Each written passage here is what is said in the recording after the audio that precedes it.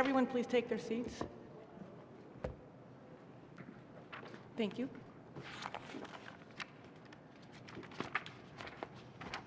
I call to order the meeting of the Board of Education of Community Unit School District 201, being held tonight, Tuesday, January 12th, at the auditorium of Westmont High School.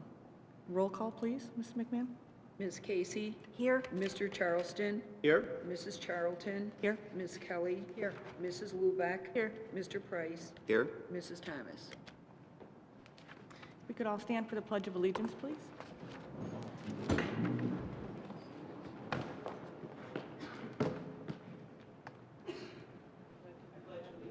To the flag of the United States of America and to the republic for which it stands, one nation, under God, indivisible, with liberty and justice for all.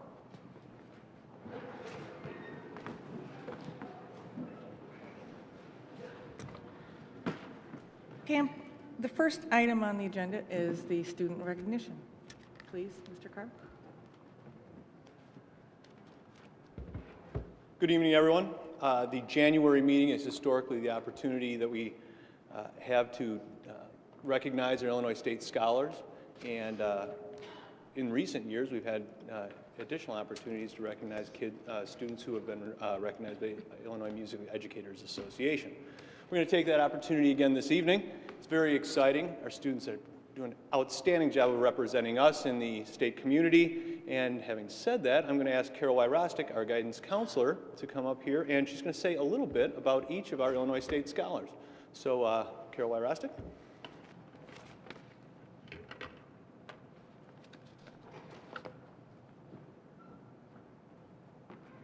Thank you to the board for inviting us here this evening. This is always a highlight of my year. I truly enjoy working with the kids, and I'm really pleased to note the accomplishments that they have made. Also very happy to have all of you in attendance here this evening. We know that you've got finals tomorrow, and we appreciate you taking the time to be with us, as well as the families that are here to support their students. Illinois State Scholars is a designation that is made each year by the Illinois Student Assistance Commission to recognize students who have demonstrated high achievement during their junior year in high school based on their standardized test scores, usually on the ACT, as well as their rank in class. Throughout the state of Illinois, a normal number for a school to have with Illinois State Scholars in their senior class is about 10%. We're very pleased this year to have 17 students representing these state scholars in our current senior class, which is about 15 to 16%, so we're very happy to see that. As I call your names, I'm going to talk a little bit about your plans for the future, and I'm going to ask you to step up on the stage, and there's a certificate presentation that I'm going to make, and also Mrs. Charlton is going to make a certificate presentation to you from the Board of Education. And then just little housekeeping details after we finish the presentation. If you could just start to line up on the stage, because at the end of all of the introductions, we would like to take a picture of all of you as well. So when you come up on the stage, please just take your place on the stage and kind of line up a little bit.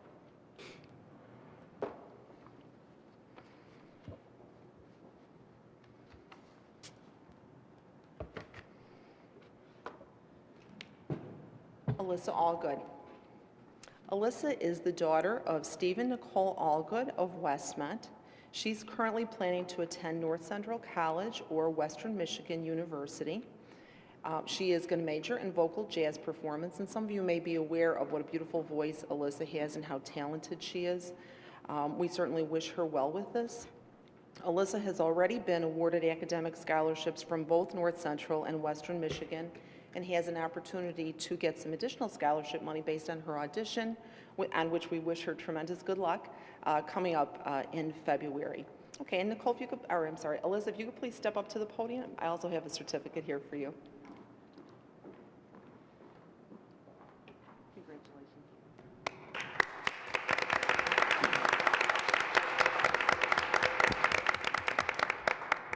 Eric Andrews.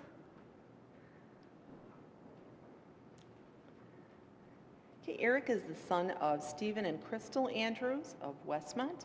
He is planning to attend Northland College in the way up Northland in Wisconsin, right on the shores of Lake Superior. in Ashland, Wisconsin, actually. Northland College is, I believe, a really great fit for Eric because they have some tremendous programs with outdoor education and environmental awareness, and those are certainly activities that Eric has spent a lot of time working on during his time with us in high school. He plans to major in biology, and he has a special interest in wildlife biology. And he's already been awarded the Presidential Scholarship from Northland College, which is the highest merit scholarship that you can get. So congratulations, Eric.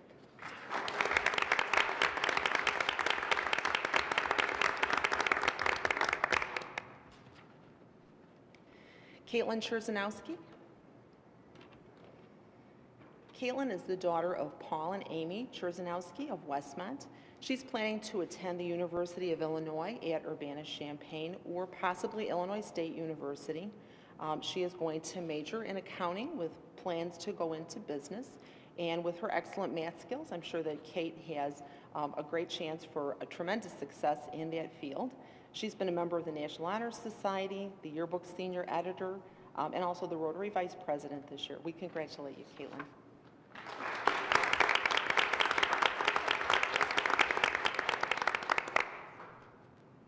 Christine Cortina. Christine is the daughter of Laura and Michael Cortina of Westmont. She plans to attend Northern Illinois University in DeKalb, where she's going to major in marketing with the intention of becoming a marketing specialist down the line. And for those of you who know the Cortina family, you know that this is their third child to graduate from Westmont High School and also their third Illinois State Scholar, so it's a pretty good percentage. She has received a merit scholarship from Northern Illinois University, the Century Scholarship, a YPN Executive Scholarship, and she's also a National Honor Society member. So congratulations, Christine.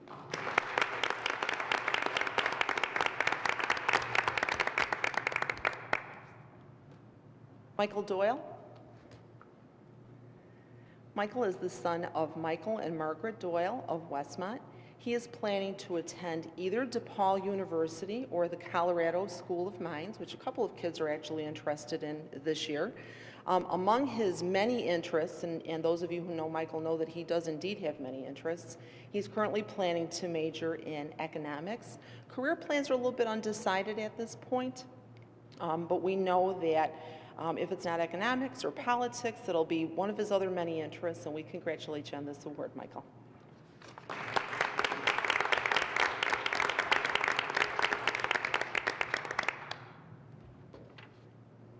Nick Frigeau. Nick is the son of Wayne and Susan Frigeau of Westmont. He plans to either attend University of Illinois at Champaign or MIT, the Massachusetts Institute of Technology. We're still waiting for a decision on that, as several students are waiting for decisions from their schools. He plans to major in aerospace or civil engineering, and again, great math skills. I'm sure that you have great prospects for success in the future, Nick, and we congratulate you on this award.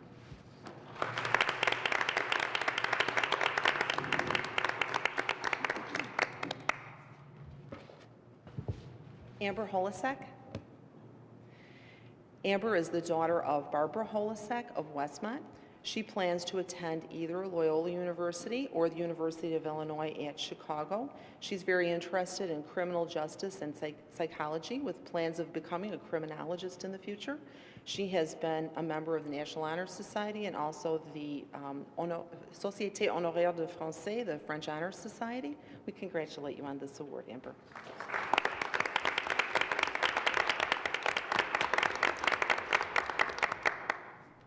Emma Johnson. Emma is the daughter of Mary and Keith Johnson of Westmont. She plans to attend possibly the University of Illinois, Marquette, Illinois Wesleyan, or Augustana. You know that the college decision is still in a state of flux at this point, so all of those would be great choices. Currently, her major and her career plans are undecided, but Emma has been a very accomplished student throughout school. She's already received the Presidential Scholarship from Augustana College, the Alumni Scholarship for Illinois Wesleyan University. She's currently the president of the Rotary Club here, all-conference volleyball this year, and member of the National Honor Society. Congratulations on this award, Emma.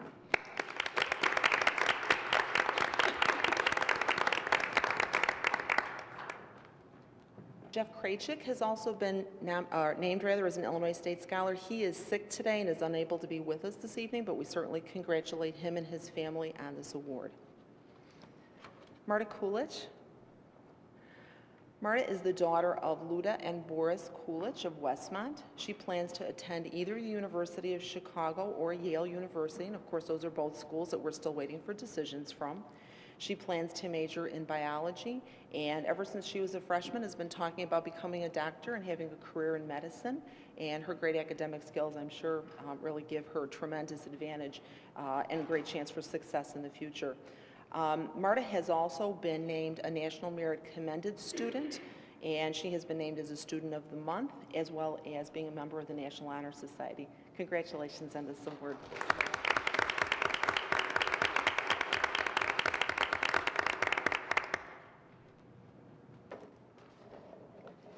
Erica Mccracken. Erica is the daughter of Scott and Lynn Mccracken of Westmont. She is planning to attend Stanford University, another school that we're waiting for a decision from, or Illinois Wesleyan University, Drake, or Bradley, another person with lots of great choices of possible schools. Erica plans to major in either math, business, or pre-law, or a combination of all three of those things. Her career plans at this point are undecided, but will probably be in one of those three areas. Erica has already been awarded the Presidential Scholarship for Drake University, the Alumni Scholarship for Illinois Wesleyan University, the Presidential Scholarship for Bradley University. She's been the drum major of marching band this year, the president of Students Against Destructive Decisions, the treasurer of Rotary Club, and was recently named Student of the Month for December. Congratulations on this award, Erica.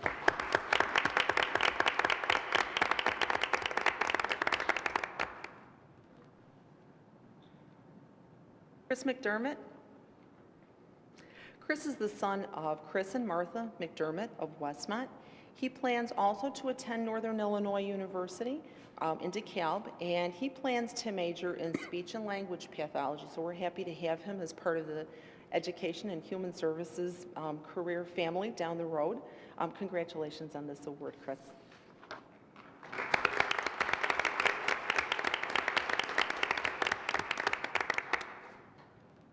Ann Reeder. Ann is the daughter of Rich and Katie Reeder of Westmont. She's planning to attend Winona State University in Winona, Minnesota, and major in nursing, with career plans also to go into the nursing field.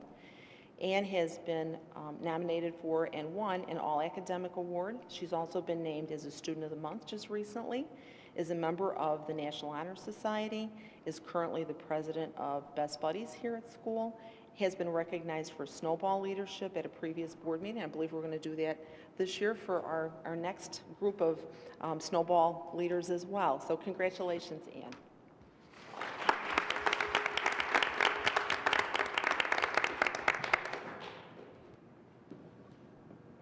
Alex Stedman. Alex is the daughter of Mark and Debbie Stedman of Westmont. She is planning to attend either Roosevelt University or Columbia College. Both are located in Chicago, where she will major in journalism with career plans in journalism as well. And she has already been awarded a merit scholarship, an academic scholarship from Roosevelt University. So congratulations, Alex.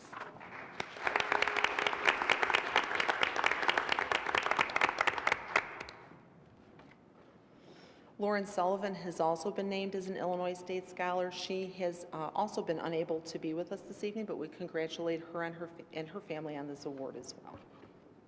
Sara Tannehill. Sara is the daughter of John and Nancy Tannehill of Westmont. She is planning to attend Loyola University in Chicago, where she will major in forensic science with career plans of becoming a crime scene analyst. She has already been awarded the Damon Scholarship from Loyola University, which is the highest merit scholarship that they award. Congratulations, Sarah.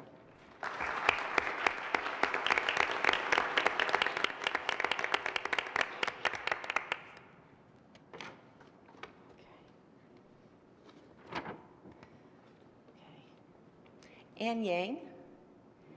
Ann is the daughter of Chung Hwan Yang and Yun Hee Yang of Westmont.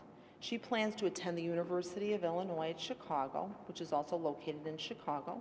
She plans on a career in pharmacy, a major in pharmacy, and also a career in pharmacy. She has been a member of National Honor Society, also is a member of the French Honor Society, the Société Honoraire de Français. We certainly congratulate Anne on this award. Anne, if you want to step forward and just get your certificate. Congratulations.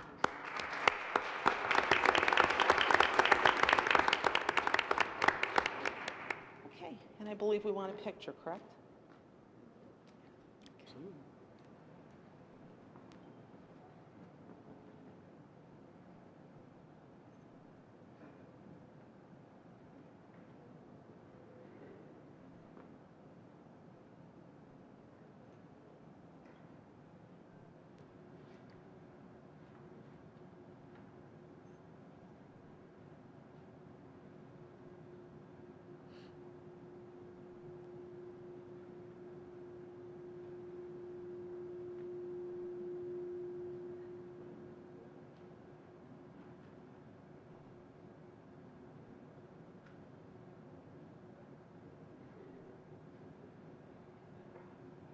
You done in the Thanks. process? Yes, it looks like we are. Yes? Okay. Thanks to everybody for being with us this evening. Congratulations.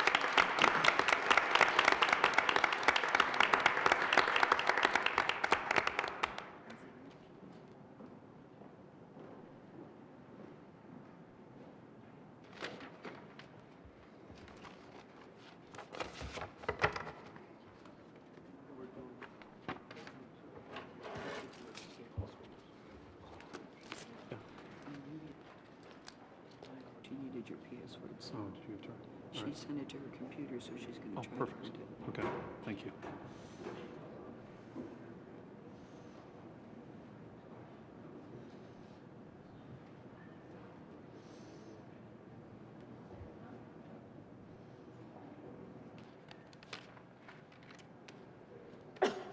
Sure.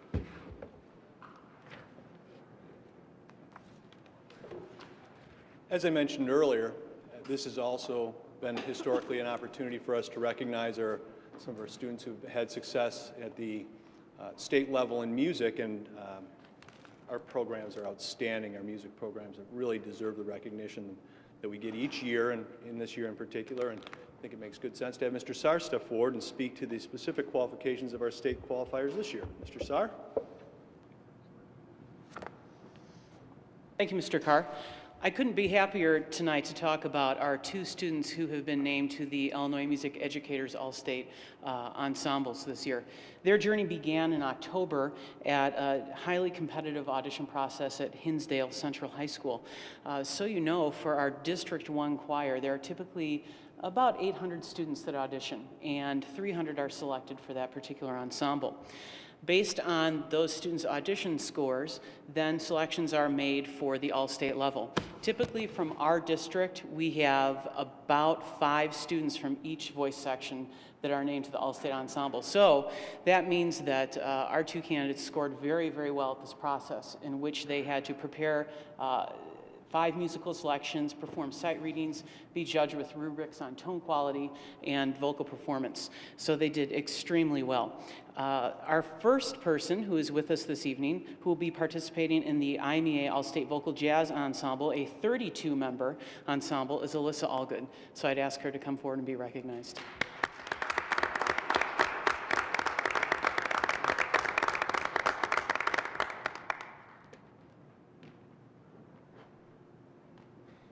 The second student who is not with us this evening is Serena Secco, and she has been nominated to the IMEA All-State Honors Choir, and this is even more prestigious. This means that in our district, and the schools that participate in our district, by the way, range from the entire city of Chicago, north from York High School, south to Tinley, and then east. So it's quite a few high schools. Serena was in the top 5 soprano ones out of all of these students. So that's a tremendous accomplishment, and she'll be representing us at the IMEA All-State Honors Choir. So if we could just acknowledge her with a round of applause.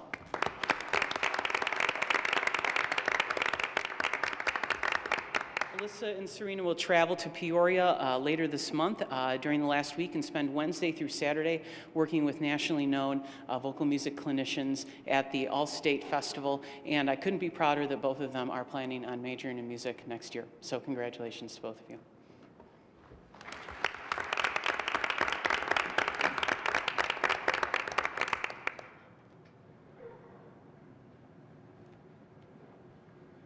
Our third recognition is a newer one this year, and it's actually a repeat performance. In December, we recognized the students who had served as Operation Snowball leaders. And as I said at the previous meeting, it's a tremendous undertaking, one, to lead your peers and to be a part of something that's as powerful as that event has become for us. It's very time-consuming. I think it's done with a lot of care and love, and they put in a lot of time to do it. And the idea in recognizing them at the board level is really to give them the appreciation for really a lot of voluntary time that they put into putting together a very worthwhile production. Having said that, and this is a student recognition, I'd like to recognize for a moment Mr. Don Kemmerling, who is the Operation Snowball coordinator here at the high school. And I'm going to ask him to come up and just speak to the three young ladies who are able to be here this evening. Just so I can explain, the reason why they weren't able to make it in December is the three ladies who are here are on our varsity basketball team, and they had a game commitment that evening, so therefore they couldn't make it there. But I thought it was their contribution to our school was worth having them having us set aside another evening to recognize them for the time and the dedication they've put forth with the Operation Snowball. So, having said that, Mr. Kemmerling, if you'd please come forward and recognize the three ladies who are able to be here. Thank you. Hi, board, and everyone else. A couple things. This is my fourth year doing Snowball. It's actually my first year running the program, so I was kind of new to it. And while I only have three young ladies in front of me today, I want to say that the whole staff that I had really made it an easy transition for me to do this. And to go to the three young ladies in front, not only are they excellent students, having some of them in class, they are phenomenal athletes, and to put the time forth that they do to create a program like Snowball while balancing several different things is very impressive. The first young student I'd like to introduce is Sara Tannehill.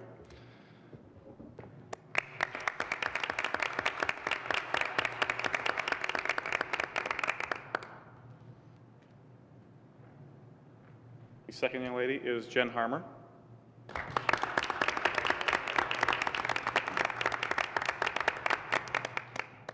Who's that? Okay. Jen was also one of our directors for Snowball, as was Annie Reeder, who you saw earlier. And the last one is Allison Berg.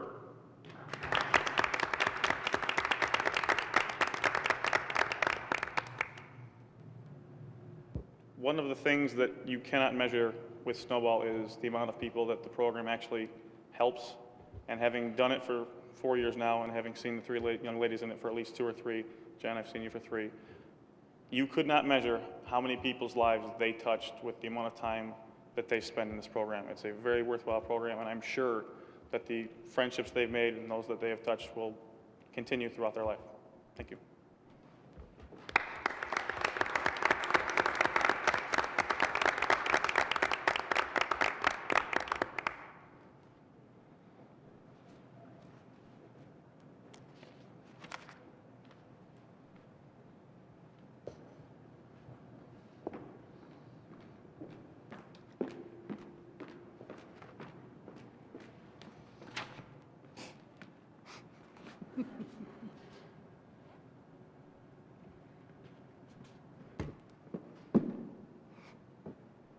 Congratulations to all our state scholars and our students tonight. Thank you for coming, and as well as your families.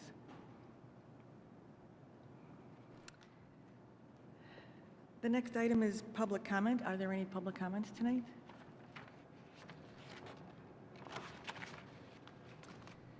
The next item on the agenda is the State of the District question and answer opportunity with Dr. Ball. Are there any questions for this?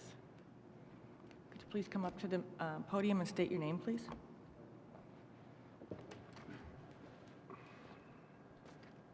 Good evening, and thank you. My name is Gary Armstrong. In your address, Dr. Ball, you stated that we have a $300,000 deficit due to late and reduced state aid, and that you anticipate significant reductions in aid next year, and that our fund balances will be negative sometime in 2012. To compensate this expected loss in revenue, how many non-traditional funding sources, such as grants or business donations, has the district applied for, and in what areas of the deficit will they help? I had a separate, unrelated question also. I don't know if you want me to ask both first, or if you'd like to answer the one, or... Go ahead. The superintendent of District 60 mentioned in her presentation that they are constantly monitoring districts that are similar in size and demographics to them. And if they see a district doing better than theirs in any category, they ask the district how they did it. Our math department has not made AYP at the junior or senior high levels, I think, in 2 years now. Yet we are asking 80% of our 8th graders to be algebra ready. The question is, what other schools similar in size and demographics are we modeling ourselves after to achieve that goal? Thank you.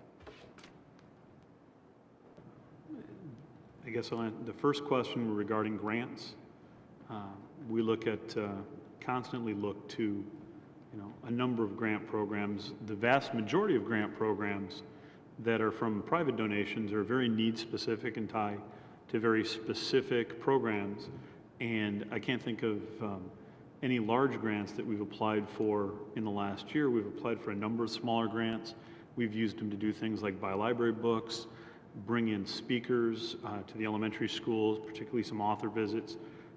We've gotten a number of instructional materials, software programs, et cetera, through grants that we've done in the last 2 years. On the superintendent's report, it speaks to some money we're going to get through one of the federal government thermal energy efficiency grants. We continue to look to be partners with other districts as we look at some of the competitive grants. For instance, SAS had got some pretty significant grants last year for RTI staff development, and we were one of their partners in that process. I don't know, Maureen, can you think of other things offhand? We get a few, Gary, what I would consider, smaller ticket item grants. We've gotten some from Best Buy in the last year. $1,500 can go a long way in the classroom. We're part of a program with Leapfrog right now that we're testing out the tag product that they have. So we've gotten some of those in the early childhood program. Right, and I believe my first or second year here, we did some grant funding for the lights in the auditorium at the high school. So there's always opportunities. As Dr. Ball mentioned, they're really usually not big ticket items. Obviously, the ERA funding is the largest grant opportunity we've had. However, that ERA funding obviously comes with a whole lot of ties to it. But it is giving us the opportunity to buy some technology, some much needed technology in a few of the schools. So. Second question regarding, for instance, looking at what other districts do with curriculum. We spend a lot of time working with other principals, superintendents, curriculum directors, looking at what other districts do, what have they done successfully, as opposed to what we're doing, where they look like on a standardized test basis that they're doing a better job or a similar job. Lisle is a district we look to a lot because we're really the only two similar districts in DuPage County. Otherwise than that, you have to really look beyond that. But looking at similar districts isn't always enough. You look at individual programs where you see something you like. For instance, Addison Trail High School this year did particularly well in raising their math scores. And Christy Civic, our curriculum director, was in contact with Beth Jacoby, who's their curriculum director, to kind of learn what have they done. And actually, one of the things that was interesting is the things they all articulated as far as things they were doing were things that we were doing. So, that was fairly affirming for us, the fact that we are trying to do the right things, and that other districts, as we talk to other districts, are doing similar types of things. Are there any other questions? Okay. The next item on the agenda is the consent agenda. And if you will take a look in your orange folders, there are 2 additional student tour approval forms, as well as the intergovernmental agreement regarding the location and televising Board of Education meetings. The only thing in there on page 3, there is a typo on the second line. It should read 2011 instead of 2001. Just for clarification, the changes in the tour requests are simply modifications of existing ones, they're not new. Does anybody have any comments on that? The chair will entertain a motion.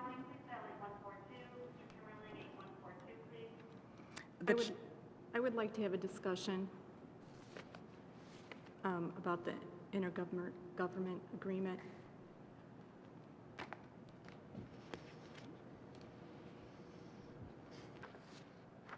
And I guess what I would like is some more additional time to brief this. I don't know if you want to spend it now, but I feel like I just saw this for the first time today, and I had quite a few questions on it, and so I wanted to see if my concerns are in this new one, have been revised in the new one.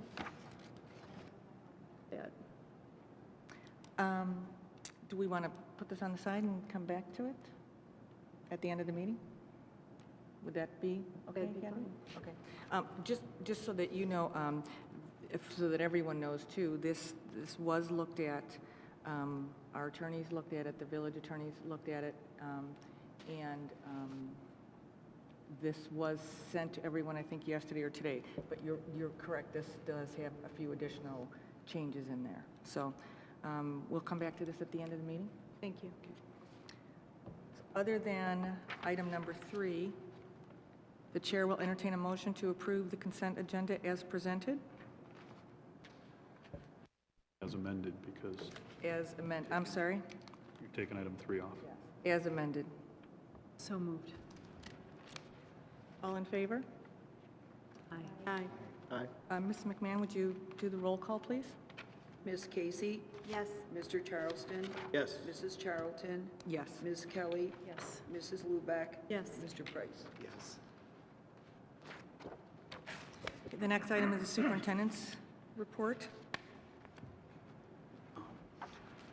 As mentioned a couple minutes ago, one of the things that we do is work with other districts in the area, and other districts come and look at the programs that we put together from time to time. And as a follow-up, there was some concern about algebra for 8th graders, and the Westchester School District had come about 2 months ago to look at our program and how we were implementing that. And just as a follow-up from their consultant, you'd asked us to get back to them. What we got back was basically that as they looked at our program, and clearly other programs as well, they are now going to start phasing in algebra for all of their 8th graders over the next 2 years. School finance, another issue that was addressed. Right now, the State Board of Education is drafting 2 different budgets. Actually 3, but the one is not realistic and I won't really address. One is going to show $1 billion decrease due to the elimination of federal stimulus funding. Another is flat based on increasing revenues. So as Maureen and I look at our potential state aid for next year, realistically, we view that we could lose up to as much as $600,000 in just general state aid. We base that on the fact that, as we've talked with a number of groups, we're one of the few states that actually has a stratified system for state aid. Most states simply have a flat, sort of state aid foundation level like we do, and districts that are doing better than that simply don't get state aid. And at least some districts, if you make too much, you have to give something back, actually, to the state, so that keeps everybody relatively similar. Obviously, Illinois is in a situation like that. There's been some talk, though, that if they eliminated all the alternative formula districts and all of the flat grant districts, theoretically they could make that $1 billion increase or that $1 billion deficit disappear by basically eliminating all of the Tier 2 and Tier 3 state aid effectively. So potentially, we could look at losing as much as $600,000 in state aid, in addition to potentially getting some categorical reductions. Now, do I really anticipate that they're going to totally eliminate state aid, general state aid? Not entirely, but to be honest, at this point, I think it's actually a relatively possible scenario, and that one we should actually be prepared for. So, as I mentioned again a few minutes ago, we have been notified by the federal government that we will get a thermal energy grant. If you remember, the original application we put in was for about $45,000, and we're going to accept about $31,000. They wanted to know, would we take that money if we weren't offered the full amount? And I haven't yet got anything beyond a phone call from them saying that they would give it to us. So I will forward that information when it comes. So they didn't identify which projects they had approved per se, or? No? I think they're kind of just saying, here's how much money we have. If we divide it up, will you take this money? So, and again, it may be much more formally articulated when it gets to us, but at this point in time, I've had a phone call. Okay. All right. Attached is a draft of school calendar, and actually, always work with the WTA with this every year, and every year they usually catch me trying to add days to the calendar. I don't know why I keep doing it, but they catch me every year. Here's a new draft that removes some of those extra days from the end of the calendar, because I don't know, I get confused, I guess, using the software that does this every time. But this calendar would have us starting on August 23rd, with the first day of school for students be August 25th, and we would end with our last emergency day on June 10th. June 3rd would be the last full day of school. So I believe that's accurate. Obviously, when we get ready to submit that, we'll modify that. But every year I seem to add 5 more days in the calendar. I don't know why. I think it was 6, wasn't it 185? It was actually 6. Yeah, this year it was 6. I keep creeping up, and I'm thinking maybe they'll only find 5 of them, but And this one coincides with the DuPage ROE calendar? for yes, when it starts? in Okay. both cases, I always try to make sure that our institute days fall on their institute days, and that our spring break coincides with the DuPage County spring break. Yep. So.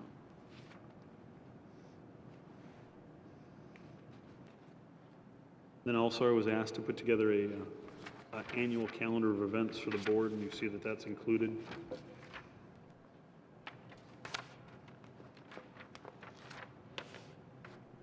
The only thing that's not in the calendar at this point in time is the institute days, as far as the school improvement days that we normally had 4 days. We'll add those in the calendar once the rest of the calendar is solidified, and have that for your approval next month, or excuse me, at the end of this month. You said they're gonna be adding school improvement days.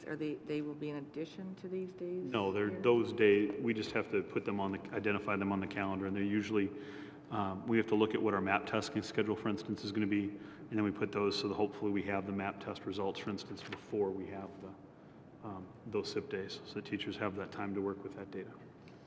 So those are easy. We add those in after we have everything else.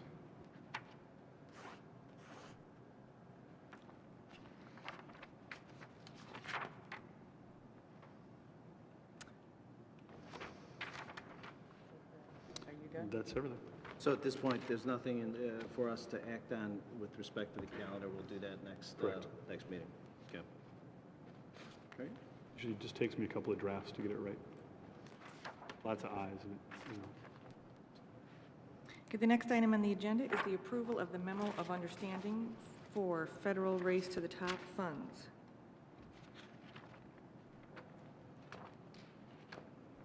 Just a short version.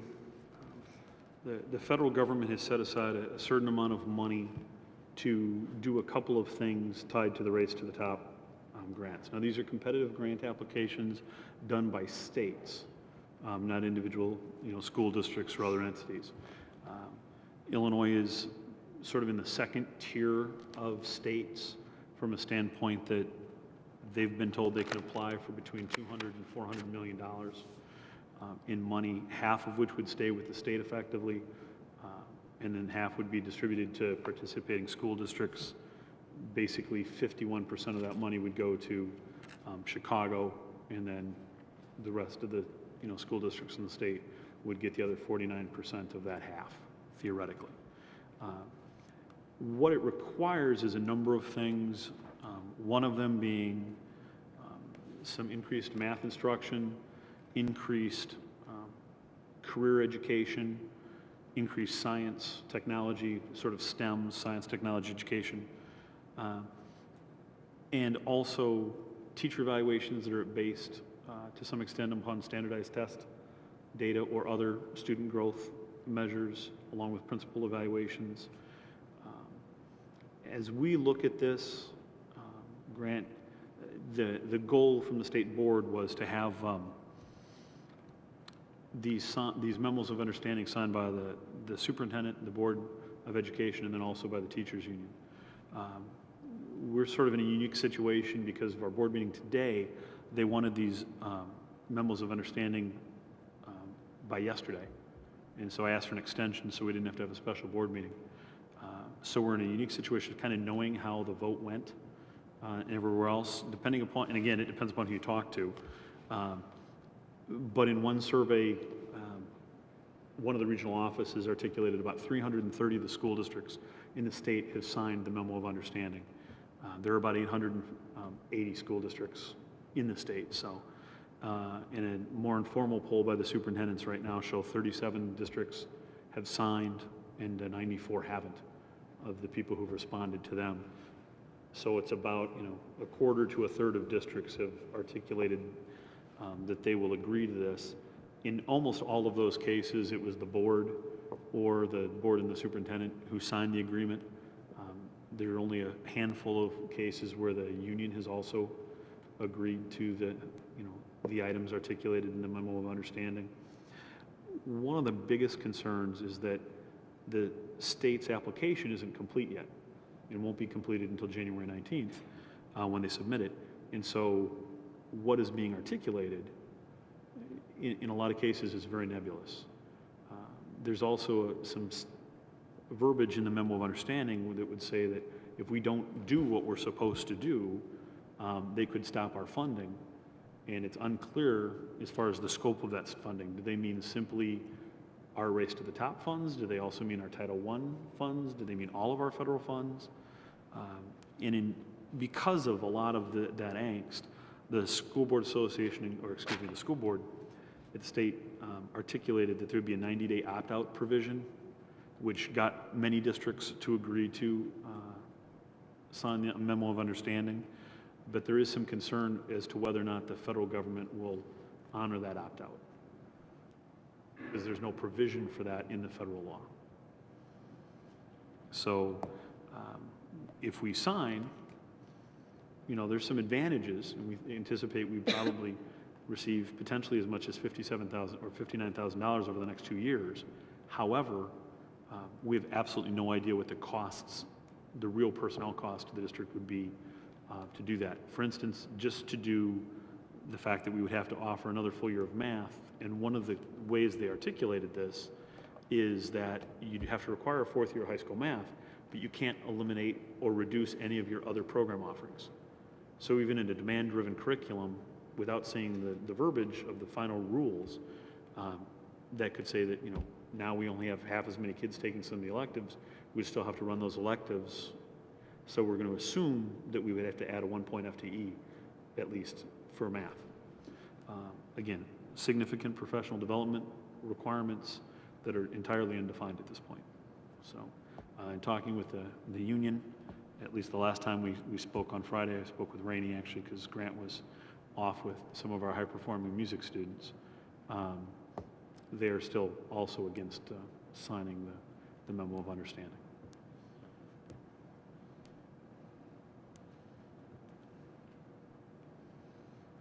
We need to make a decision tonight. Yes. Now, I say yes. Theoretically, if the state doesn't win in the first round, if they don't get a grant, and odds makers in Vegas probably have a better idea than I do if they're going to be successful or not. Potentially, the state will reapply in April, and we could, partake at that point in time. And at that point, we'd also probably have a much more well-refined, program from the state, because their first grant you'd have at least the first grant proposal and any feedback from the federal government as far as weaknesses or strengths, areas of concern, from which to view what we might have to do to go forward. So, Does the state's application stand alone with respect to how many districts sign on to their program?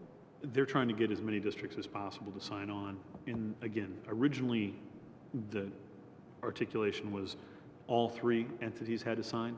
Okay. And then it became, well, the board has to approve it. And then it was, well, we just want the superintendent to sign it. And because obviously, boards and teachers unions, without much more, Grant's nodding his head over there, without much more articulation of what really is involved, many groups don't want to commit.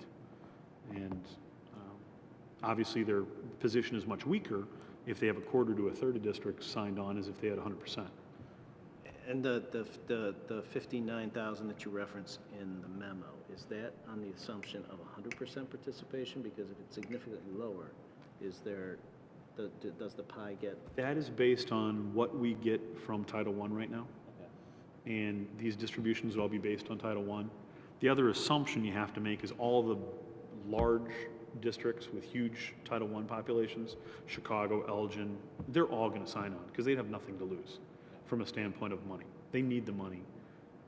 So when you look at our per capita and you figure that those districts are all going to be in it, probably the $59,000, maybe it'll be 63, maybe it'll be 70, but it's not going to triple because all these other districts didn't sign in. But wouldn't they, if the question is, you say they don't have anything to lose, wouldn't they have to then spend the money just as we would to add math and? Absolutely. But if you look at their programs and where they are, there's also special help and additional money. If you look into the exhibits that speak to underperforming schools, there's specific help for them. And so districts, schools that have the intervention model, Appendix B there, people who are sort of the bottom 5% of districts, or of schools, in the state, they all get extra sort of support and extra money. Is the math, boosting of the math programs, is that, I see it listed here, but it's under optional requirements. Is it elsewhere in the, the first part of the actual things that are required, or is it just an optional requirement? My understanding from speaking with the state board is that it's a requirement. And that in their final version, it's going to require that all schools have 4 years of math. I guess my other question on this is this just like a precursor event? In other words, they're dangling money out there to sway districts to jump on board, and then a couple of years down the road, they'll just mandate these things in one form or another, and you'll have to do all of these things anyhow, but you won't benefit from the incentive that's being offered now. That's entirely possible.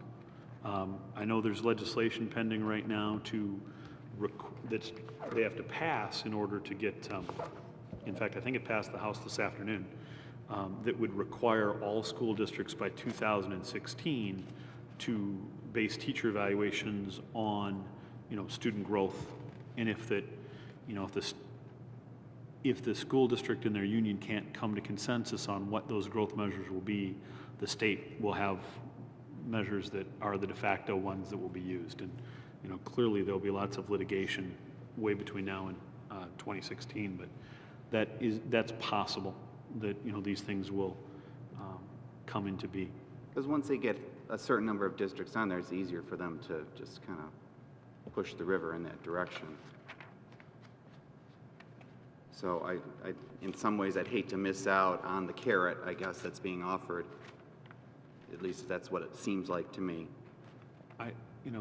Again, not being a betting man, but if a third of the districts have agreed to this and almost none of them have, the complete superintendent, board, union support, I don't think that Illinois' grant application is going to be particularly strong. And I think, most people are thinking that Illinois isn't going to win the first round anyway, and that they're doing it so they get good feedback for when they apply again in the spring. So, but again, I could be wrong. They could get it all. I have a question about the 90-day opt-out. If the association is telling us that there will be a 90-day opt-out provision. You mean the State Board of Education? State Board, I'm sorry. You're saying that the federal government will not There's some question if they back will. that up? They won't back that up because their grant requires, letters of support, and if they award the grant, they're going to anticipate that you're in. So that's still a question out there. I would say that the vast majority of school districts in this area that signed the memo of understanding, vast majority being, probably less than a dozen now I'm talking about, several of them actually wrote specific letters articulating that they're only signing this because the opt-out exists. But, the federal government hasn't given anybody an answer of yes, we'll recognize that, or no, we haven't. So. I guess I was that was kind of leading up to my next point. Is there any downside to us doing that if other districts are doing that? I mean, is there a downside to that? To articulating a letter saying that we're only doing this because there's an opt-out? Right. No. I mean, you can. Again, you have to have that memo crafted and this information to them tomorrow. So. I kind of feel like because there may be an opportunity to do this again in April, that I would kind of err on the side of waiting to hear more information. I think I'm a little bit concerned about the fact that they don't have all the information in yet, and that's not complete. I appreciate what you're saying about the money, the $59,000, but if there's a requirement that we have to do this math program, and then we're going to have to spend more money to meet that requirement, then that might be a wash. So, I'm concerned about that. And then the other thing that I'm considering is the fact that the union's not supportive. So I'm hearing that, and I'm concerned about that as well. So those are just my thoughts. Any other comments?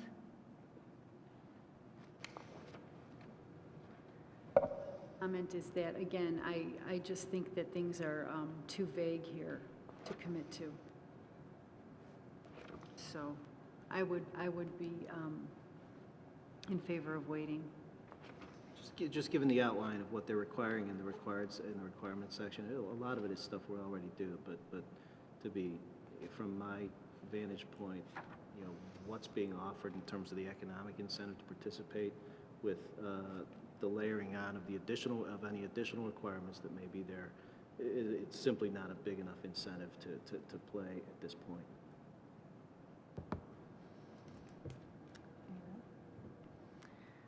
Okay, the chair will entertain a motion to approve the memo of understanding for the Illinois State Board of Education Race to the Top application as presented. The recommended action is to not approve. So moved to approve, and then vote no. So, vote yes, so if you do not approve, vote no. Is that a roll call? Can we do that a roll call? Let's do a roll call. Yeah. Mr. Charleston? No. Mrs. Charlton? No. Ms. Kelly? No. Mrs. Lubeck? Mr. Price? No. Ms. Casey? No.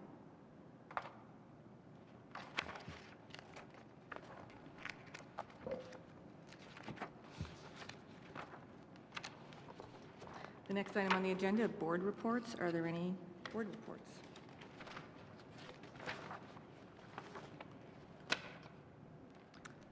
Finance? That the Finance Committee has scheduled a meeting. Oh, okay.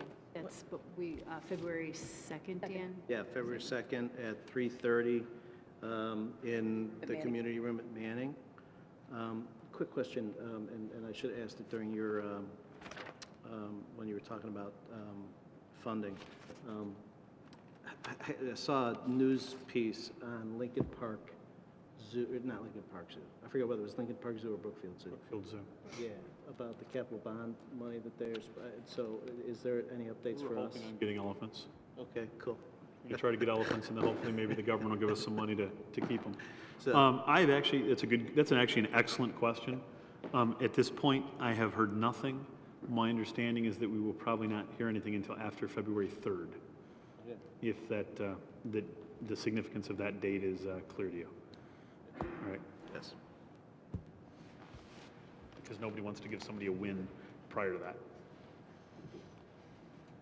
Any other? I would just like to take 1 minute while we're there is to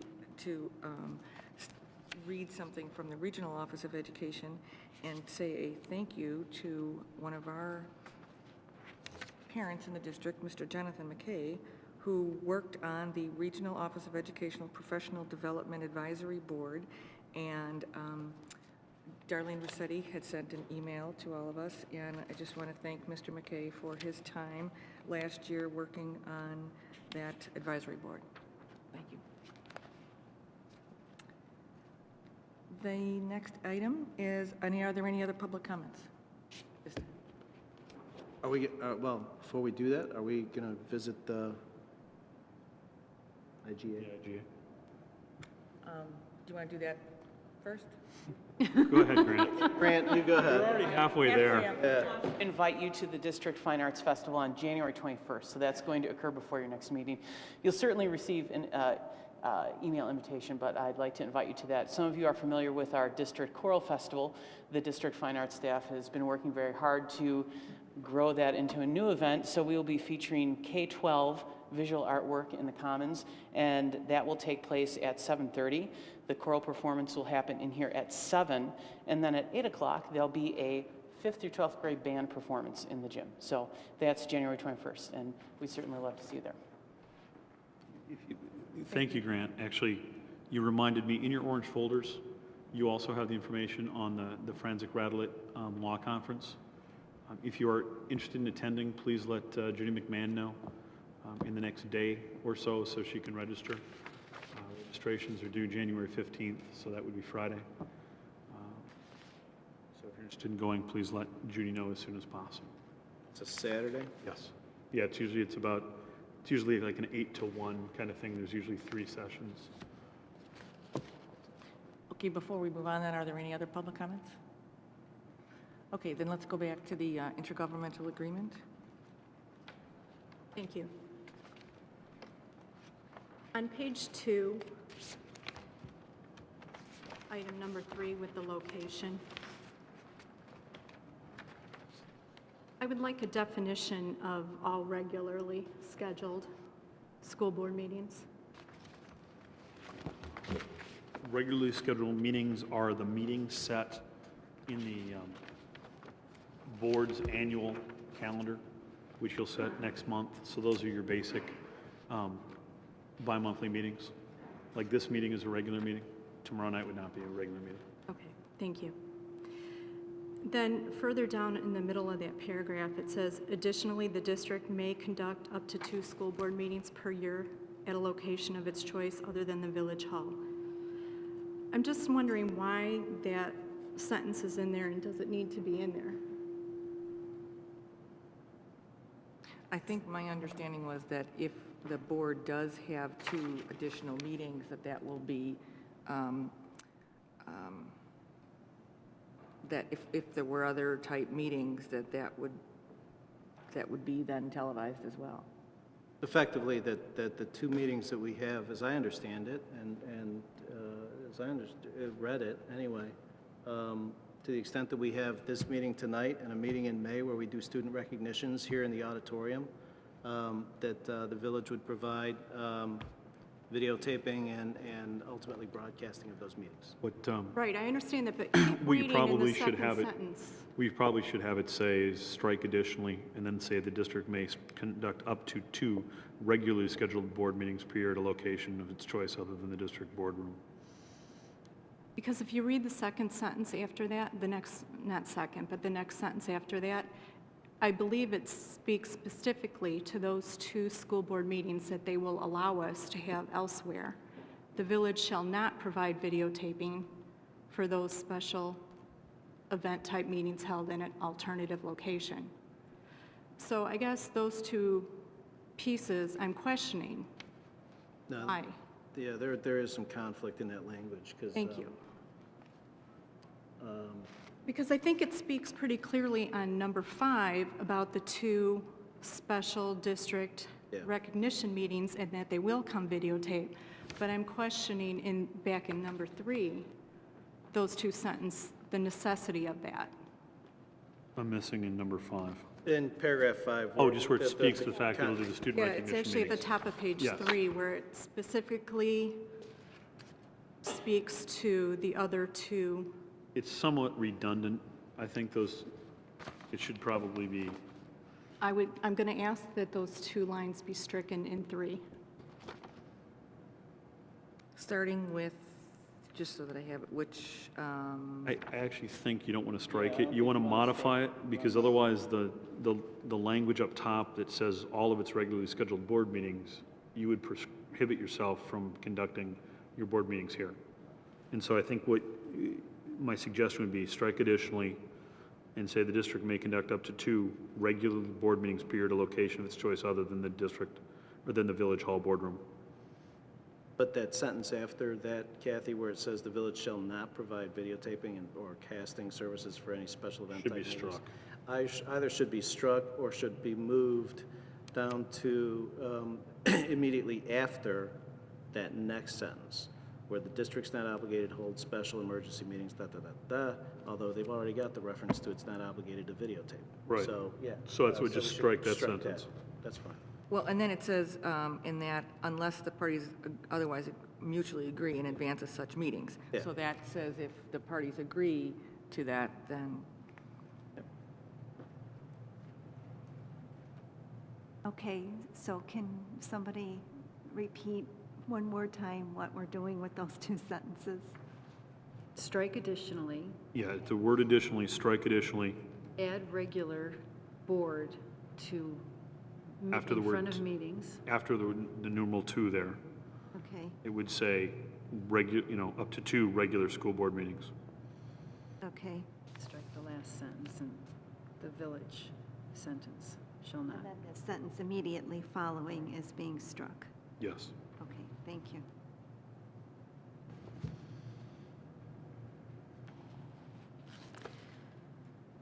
Okay, then still in number 3 location.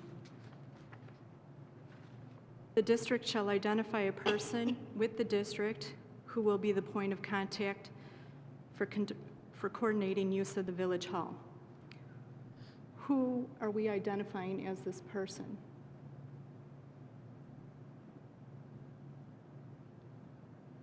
Who's been doing it so far?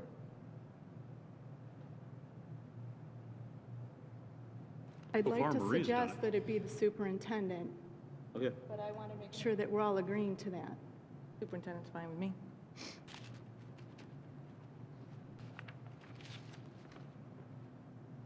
How about if it says the superintendent or his designee, in case the superintendent's not here? That's fine. Yep. That sounds good, That Kim. sounds fine.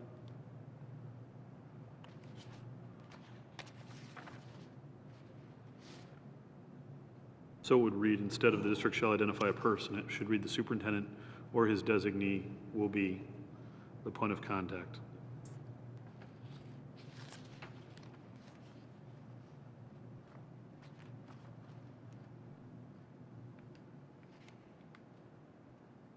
And then just clarification on page 3 with insurance.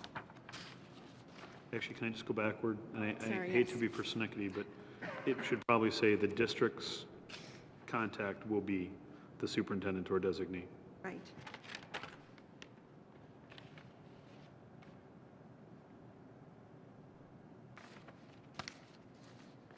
say shall be? Because I know you like that word. Shall. I'm sorry, go ahead. I just wanted to clarify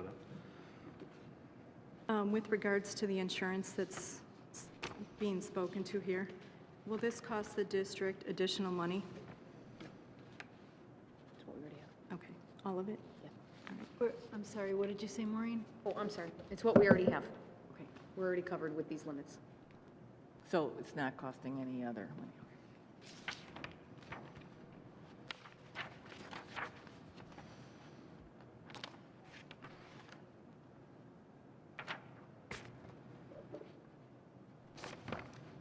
Any, Kathy, or?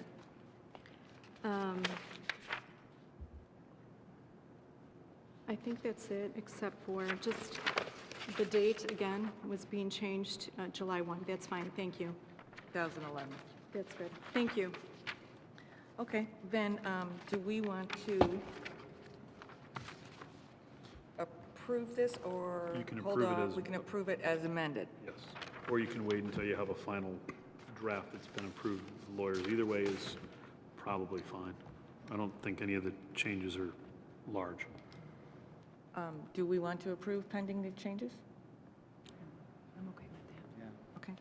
Then the chair will entertain a motion to approve the intergovernmental agreement between the Village of Westmont and Westmont School District 201 for purpose of televising the school board meetings and hosting the board meetings. With the amendments discussed? With the amendments discussed. So moved. All in favor? Aye. Aye. Aye. Ayes, carry it. Thank you. Should ask for nays. should ask. Did you? Did you ask for nays? You have to ask for nays. Are there any nays? Then, with just for clarification, the future meetings and events that's listed, there will not be a meeting on the 19th, on January 19th, that has been listed under the future meetings and events. That meeting has been canceled. So now, the chair will entertain a motion to enter closed session for the purpose, I'm sorry, before I do that, are there any other items?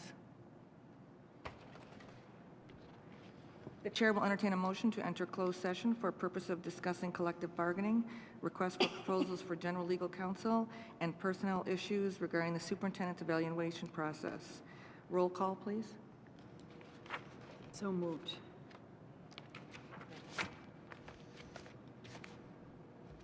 Mrs. Luback, Yes.